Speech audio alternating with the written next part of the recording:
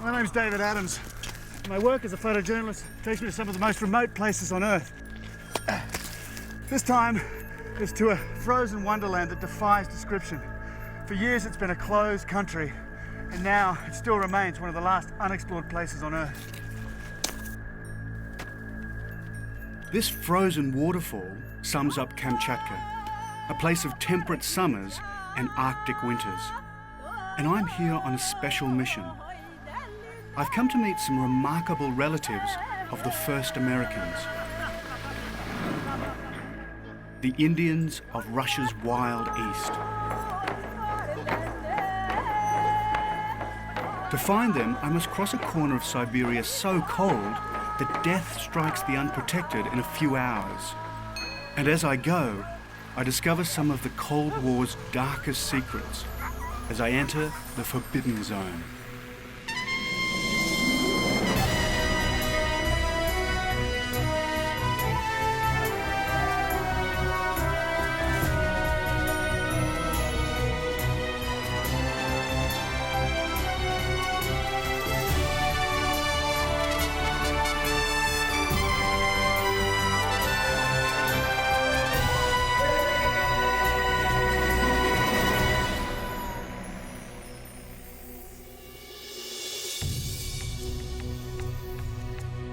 Even by Russian standards, Kamchatka is remote.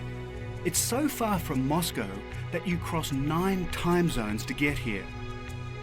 It's a land of volcanoes, glaciers, and permafrost, where temperatures of less than -50 degrees are commonplace.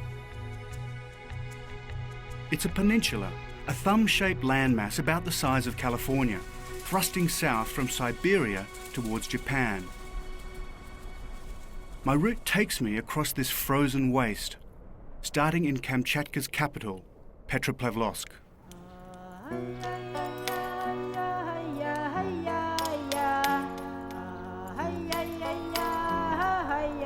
There's little to recommend Petropavlovsk, with its dreary factories and ugly Soviet apartment blocks.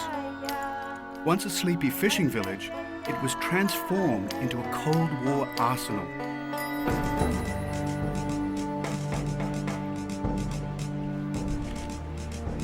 From the end of the Second World War until the fall of the Soviet Empire, Petropavlovsk was a top-secret military base.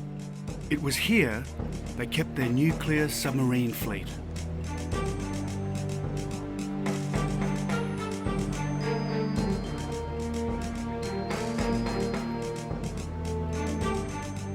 It wasn't just Petropavlovsk.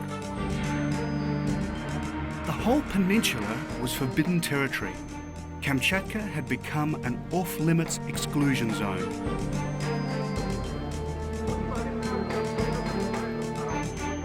In 1983, Korean Airlines flight KL007 strayed off course, with 269 innocent passengers aboard. It was accused of flying a spying mission and shot down in Kamchatkan airspace. There were no survivors.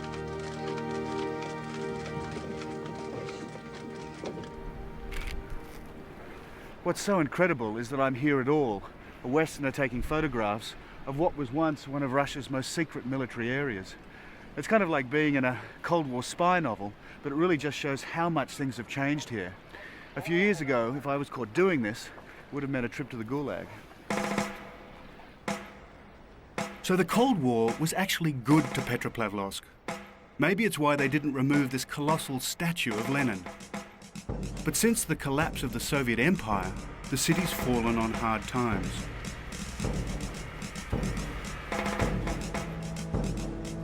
Gone the huge military infrastructure, gone the cash flow to support the Soviet war machine. A few years back, the city was so broke, its electricity supply was cut. They had to use a nuclear submarine for emergency power.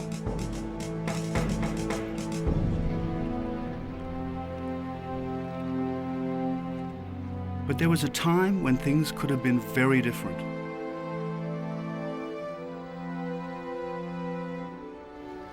The irony is that this bastion of communism almost became part of the United States, not once, but twice. In 1867, when America bought Alaska from Russia, Kamchatka was also up for grabs, but the Americans didn't want it. Then in 1920, Lenin was so broke, he offered it to an American millionaire on one condition: it must remain communist. Again, America refused it. But I want to go back to a time long ago, long before there was any Russia or America, back to a time when humans first roamed the earth.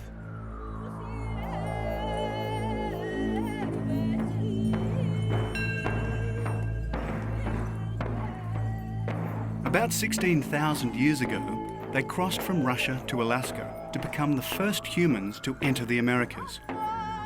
Later, some of them may have wandered back to Kamchatka, where their descendants remain to this day.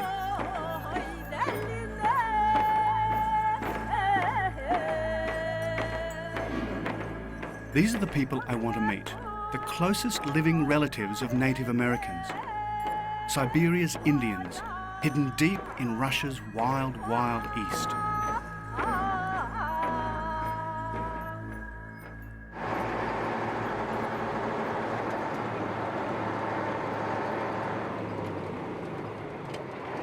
So I hitch a ride from Petropavlovsk along the road.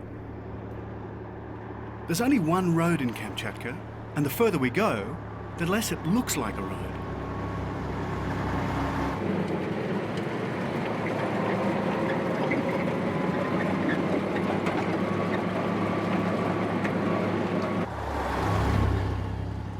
And at the end is Avangai, population less than 500.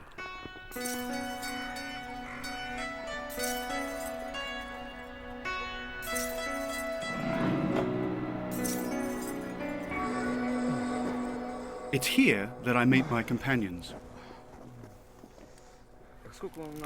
This is my interpreter, Renat, a former Soviet submariner.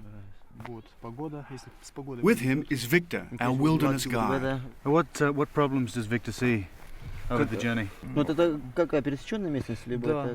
And here's something I wasn't expecting. Grizzly bears about to emerge from winter hibernation. Well, it was very difficult because of due to the very deep snow, and besides of this, there is just we can meet even the bear. Oh, really? Yeah, That's early. It's because it's spring. Yeah, bears they usually in spring they're very hungry, you know, and just very cruel. Okay. Very Well, isn't the only thing you've got to worry about bears is you've just got to run faster than the next boy? Так может быть нужно быстрее передвигаться до следующего, если будем. Now what's this? Aircraft infringing upon non-free flying territory may be fired on without warning? Once more, I'm reminded of Korean Airlines flight KL007. Is this still the case? Вполне может быть. It's quite possible. Yeah. But I'm not taking to the air quite yet. This will be our transport, snowmobiles. Is this our scooter? Yeah.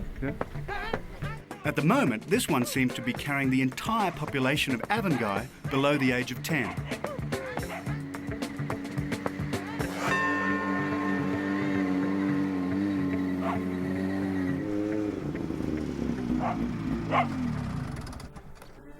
How are you?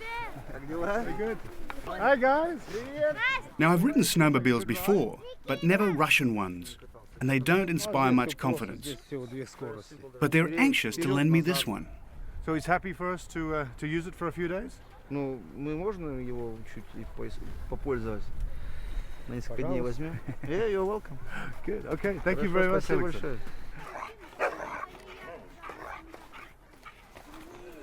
We pack with extra care. Once we leave, there's nothing but snow and more snow. Our lives depend on what we bring. At last we're ready. Or are we? And so the journey begins.